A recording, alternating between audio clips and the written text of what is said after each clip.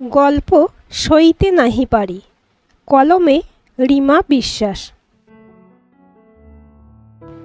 ভেজা কাপড় জামা সামনের ব্যালকনিতে মেলার সময় মধুছন্দা চোখ ছোট করে ঘাড় উঁচু করে কখনো বা তল চোখে ঘাড় মেঁকিয়ে সামনে রেনুদের বাড়িতে নজর গোয়েন্দা পাঠিয়ে বাহ্যিক তল্লাশি চালিয়ে নেয়।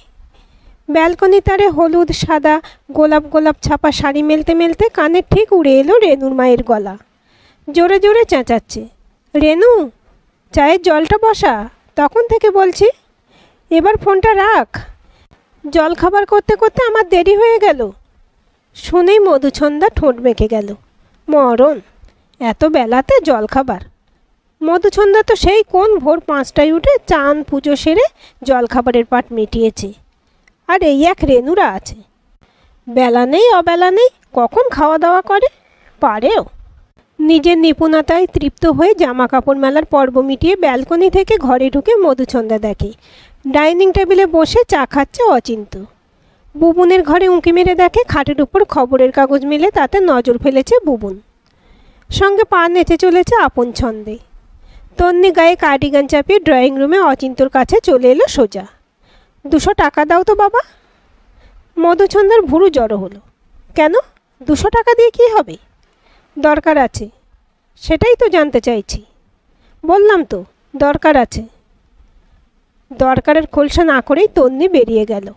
ডাইনিং টেবিলে চেয়ার টেনে বসলো মধুছন্দা। ওদের 2 বেডরুম ফ্ল্যাটের ডাইনিং কাম ড্রয়িং এরিয়াতে বেশি সময় কাটে ওর। সকাল বিকেলে চায়ের সময় একসঙ্গে সকলের জড়ো হওয়া। এখন বিরক্তি ভরে তাকালো অচিন্তর দিকে। কথায় কথায় মেয়ে চাইলেই টাকা দিও না। টাকা কি খোলামকুচি নাকি? যেই দিদিকে দেখবে অমনি আর একজন শুরু হবে। আহা ছাড়ো না, রোজ তো চায় না। শোনো, তোমায় বুঝে খরচা করতে হবে। বুবুন তো পলিটেকনিক পাশ করে বসে আছে, এদিকে তন্নির বিয়ের কথাও তো ভাবতে হবে। চাকরি বাকরি কি পাবে নাকি? আমরা তো মেয়েকে দিয়ে পাশের বাড়ির মতন যা হোক একটা চাকরিতে ঢোকাবো না?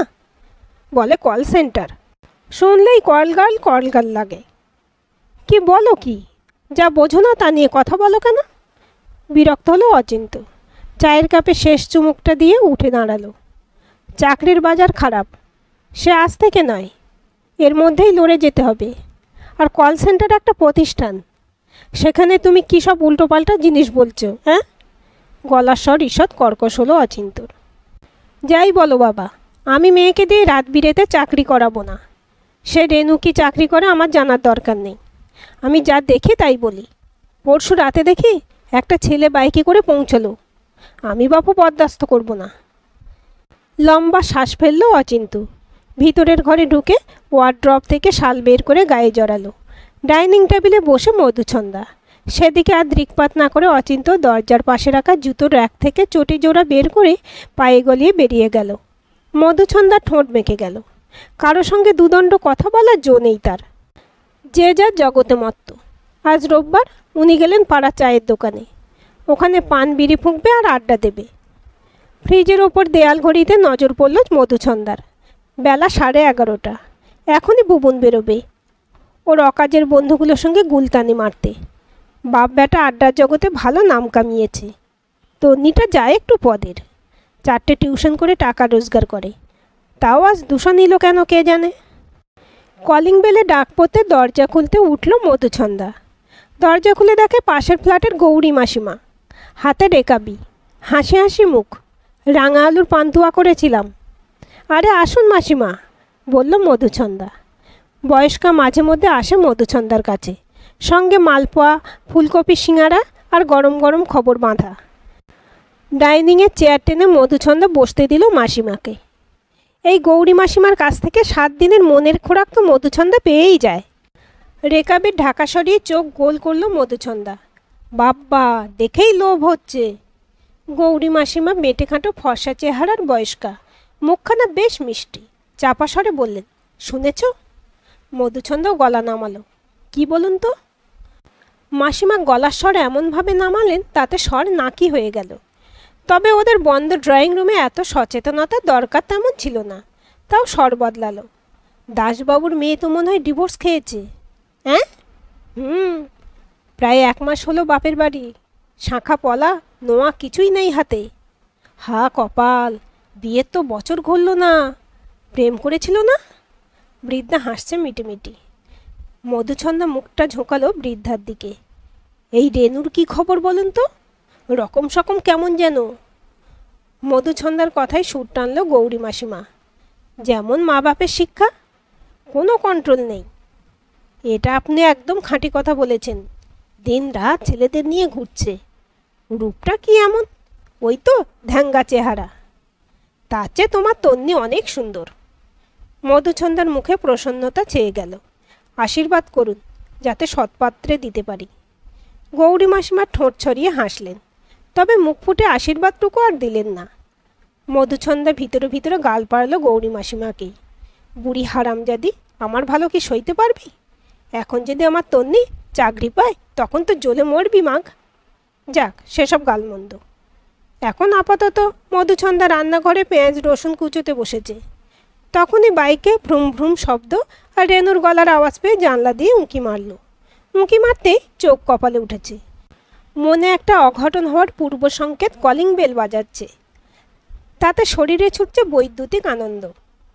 রেনু নামলো একটা ছেলের বাইক থেকে। ঠোঁট মেখে গেছে মধুছন্দার। যত সব ঢং। রেনুর মা একদিন বুঝবে, ঠিক বুঝবে, তখন কেঁদে কুল পাবেনি। মনে মনে আর এক রাউন্ড গজরালো মধুছন্দা। মেয়েকে শাসন করে না তো, একবার দেখুক না কি হয়। ভাবতে ভাবতে বেশ জোশ এলো শরীরে। পটপট মুরগি কষা, মুগের ডাল, বেগুন ভাজা রান্না সারা হয়ে গেল। দুপুরে খাওয়া দাওয়ার পর বড্ড শীত শীত করছিল, তো ভাবলো ছাদে গিয়ে রোদ পোহাবে। একবার তন্নিকেও হাঁকলো, ছাদে যাবি তো চল। ঘরের মেন দরজা বাইরে থেকে টেনে ছাদে উঠল দুজনে। বেশ রোদ। এই সময় রোদটা গায়ে নিতে আরাম হয়।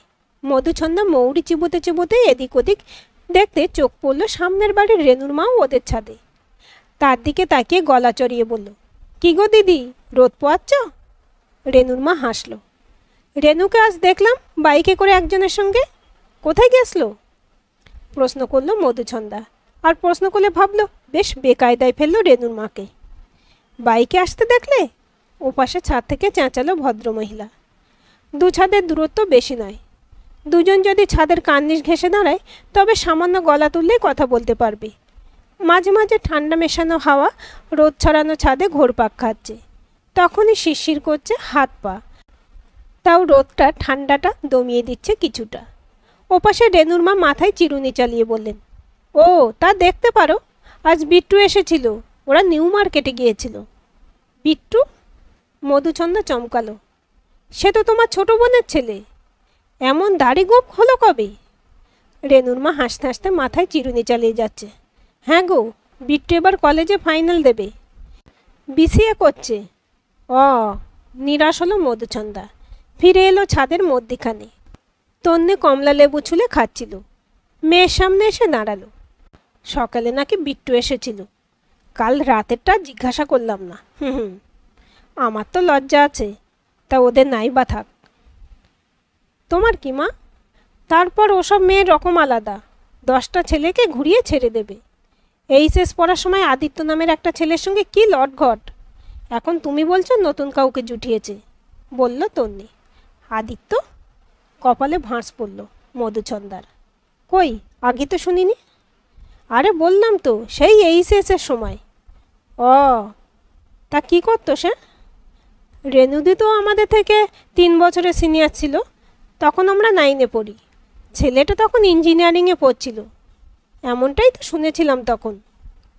তা এমন ভালো ছেলের অমন মেয়ে কেন পোষাবে? বলেই হাসিটাকে তার ছেলেই ছুড়ল মধুছন্দা। যত সব বদের আখড়া। সমাজটা কি সাধে উচ্ছন্নে যাচ্ছে, ভাবল মনে মনে। সন্ধেবেলায় চায়ের কাপ হাতে রোজকার মতন সকলে বসেছে ডাইনিং টেবিলে। বুবুন বলল, আমার কাল ইন্টারভিউ আছে। শুনে মধুছন্দা সোজা হয়ে বসল। ভালো করে দিস বাবা, তোর চাকরিটা হয়ে গেলে আমি মায়ের মন্দিরে পুজো দেব। অচিন্ত গলা খাঁকারি দিয়ে বলল, 2 দিন লোকের বাড়িতে তাকঝাঁক কম করো, তাতেও একরকম পুজোই হবে। কি? বলে জোরে সুর টানল মধুছন্দা। অচিন্ত চুপ করে গেল। বুবুন বিড়বিড় করছে, আগে চাকরিটা হতে দাও তো। তা না যত সব। রাতের দিকে রান্নাঘরে রুটি করতে গিয়ে বাইরে থেকে হাসির আওয়াজ জানলা দিয়ে আবার উঁকি মারতে হলো মধুচন্দাকে। সেই বদ রেনুটা, জিন্স আর সাদা টাইট টপের উপর জ্যাকেট গলিয়ে বাড়ির গেটের সামনে দাঁড়িয়ে, আর ওর সামনে বাইকে বসে সেদিন রাতের ছেলেটা। ছি, কি বেলেল্লাপনা! বাড়ির সামনে দাঁড়িয়ে দাঁড়িয়ে ছেলেদের সঙ্গে আড্ডা। যদি তন্নি এমন করতো তো চড়িয়ে ঠান্ডা করতো মধুচন্দা। দুজনে হাত নেড়ে মাথা দুলিয়ে কথা বলছে। রেনু তো হেসে গলে পড়ছে। শীতেও রেনু আর বাইক আরোহীর হাস্য কৌতুক শরীর গরম হয়ে গেল। জোশের সঙ্গে রুটি বেলতে শুরু করলো মধুচন্দা। বুবুন ইন্টারভিউ দিতে বেরোলো বলে আর জামা কাপড় মেলতে দেরি হলো মধুচন্দার। ব্যালকনিতে যখন এলো তখন রোদটা কমে এসেছে। 12টার পর রোদ পাশের ফ্ল্যাটের দিকে এগিয়ে যায়। ওদের বাড়ির পজিশনটাই এই রকম। কাপড় মেলতে মেলতে রেনুর মাকে দেখে হাসলো। কেমন ঠান্ডা! ভদ্রমহিলাও হাসলো। বেশ ঠান্ডা। এই শীতেই রেনুর বিয়ে লাগিয়ে দাও। ইচ্ছে তো আছে, ইচ্ছে থাকলেই উপায় হয়। এই তো আমার বুবুন আজ ভালো চাকরির ইন্টারভিউ দিতে গেল, বিদেশি কোম্পানি। আমি তো বুবুনকে বলেছি ভালো পোস্ট আর ভালো কোম্পানি হলে তবেই অ্যাপ্লাই করবি। আমাদের ফ্যামিলির একটা স্ট্যান্ডার্ড আছে, ওরা কেউ কোনো দিনও বসে থাকেনি। এই যে তন্নি টিউশনি করায়, এবার তো নেটে বসবে। আমার আবার ছোটোখাটো চাকরি ভালো লাগে না। রেনুর মা কৃত্রিম হাসি বেশিক্ষণ ধরে রাখতে পারছিল না। বলল, যাই গো দিদি, অনেক কাজ পড়ে আছে। যাও যাও, আমার সাত সকালে ওঠা আর সকাল সকাল সব সারা হয়ে যায়। আজ বুবুনের নেহাত ইন্টারভিউতে। সন্ধ্যায় চায়ের সঙ্গে ফুলকপি সিঙাড়া ভেজেছে মধুচন্দা। আজ দিনটা ভালো। বুবুনের চাকরির একটা পজিটিভ খবরের আশায় এই আয়োজন। টেবিলে রাখলো সিঙাড়ার থালা আর টিপট। অচিন্ত অফিস থেকে ফিরে সিঙাড়া দেখে লাফিয়ে একটা সিঙাড়া হাতে তুলল। তন্নিও বসে পড়েছে। বুবুন গোমরা মুখে বসে। মধুচন্দা ছেলেকে প্লেটে সিঙাড়া সাজিয়ে দিল। তোকে সস দিই বুবুন? বুবুন মা বাবার দিকে তাকিয়ে গলা ঝাড়ল। এই চাকরিটা হয়ে যাবে যদি রেনুদি। রেনু বলে চমকে উঠল মধুচন্দা। মাথা নাড়ছে বুবুন। ইন্টারভিউ বোর্ডে রেনুদি ছিল। হ্যাঁ, তুই কি চাকরি করতে গিয়েছিলি? লম্বা শ্বাস ফেলল বুবুন। আমি কল সেন্টারে জবের জন্যই গিয়েছিলাম।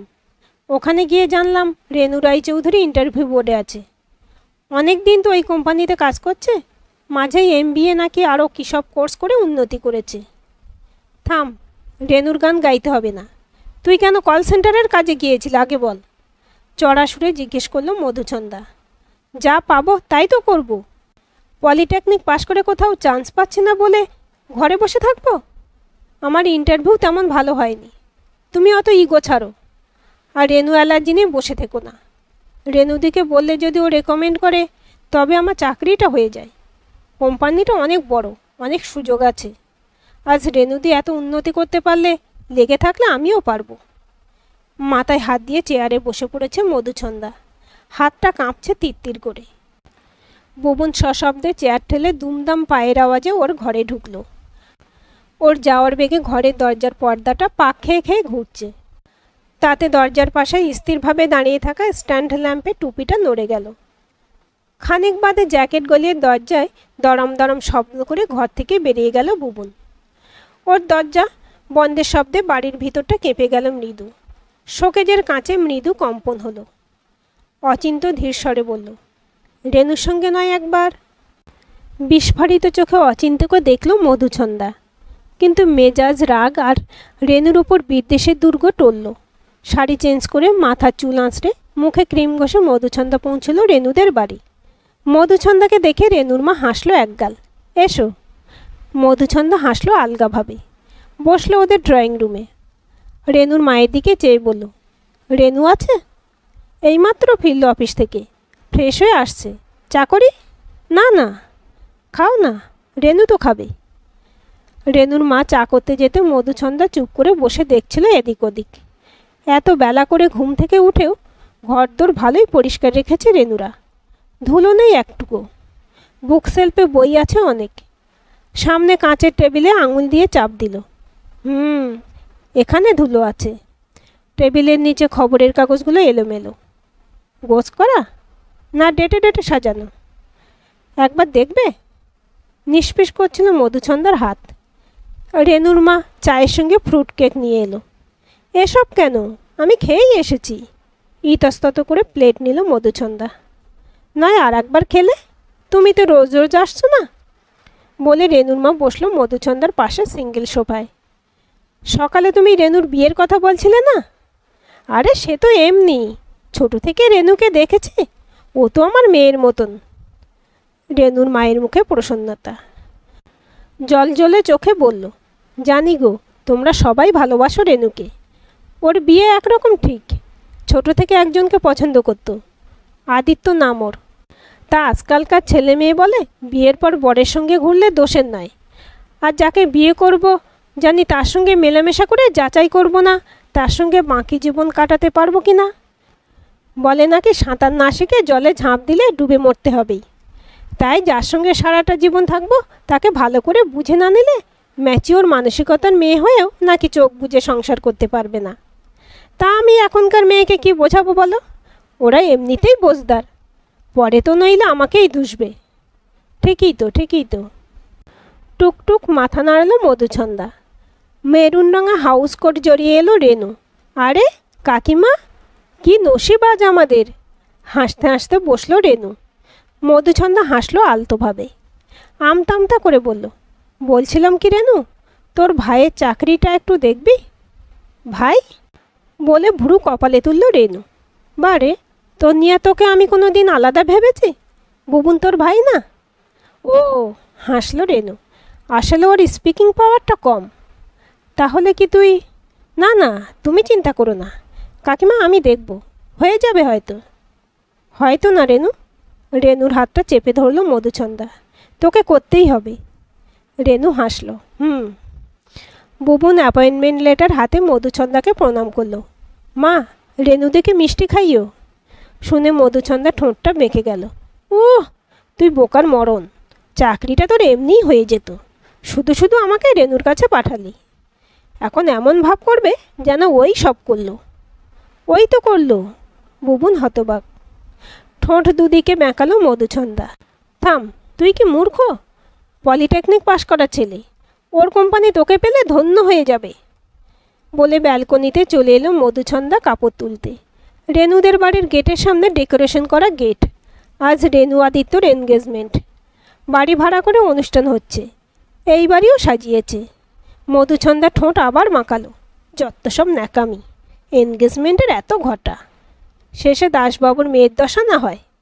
জামা কাপড় মেলার একটা অন্য ব্যবস্থা থাকলে মধুচন্দ্রা এদিকে কোনোদিনও আসতোই না। শুকনো জামা কাপড় তুলে মধুচন্দ্রা ঘরে ঢুকলো। ঢোকার আগে ব্যালকনির দরজাটা সশব্দে বন্ধ করলো। সেই শব্দে ঘরের ভিতরটায় মৃদু কম্পন হলো। শোকেজের ভিতরে পুতুলগুলো দুলে উঠল সামান্য। মধুচন্দ্রা মনে মনে বলল, বুঝবে একদিন রেনুর মা, তখন কেঁদে কুল পাবে না। এনগেজমেন্ট করো আর যাই করো, এ বিয়ে টিকলে তো। সত্যি ধন্য মানুষের মন, যার সঙ্গে সাদৃশ্য কেবল কুকুরের লেজেরই। শত চেষ্টাতেও বক্ররেখা সরল হয় না যে। আজকের এই গল্পটি আপনাদের কেমন লাগলো কমেন্ট করে জানাবেন। ভালো লাগলে অবশ্যই একটা লাইক দেবেন আর চ্যানেলটি সাবস্ক্রাইব করে সাথে থাকবেন।